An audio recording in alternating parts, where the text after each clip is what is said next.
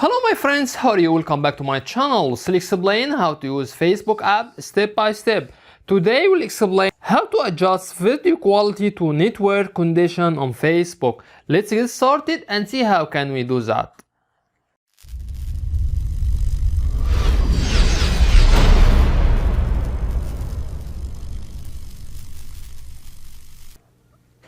At first tap on Facebook app icon. After that, click on 3 horizontal line which shown on top right.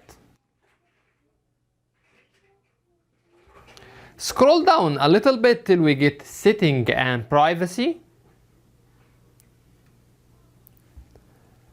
Then tap on settings.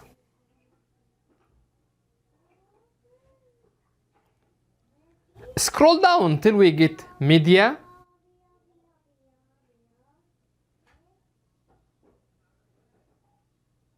Then click on Optimize it, adjust video to network condition.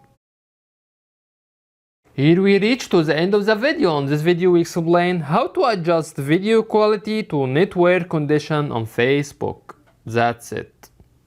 If you find that our content is helpful, you can support us by tap on subscribe.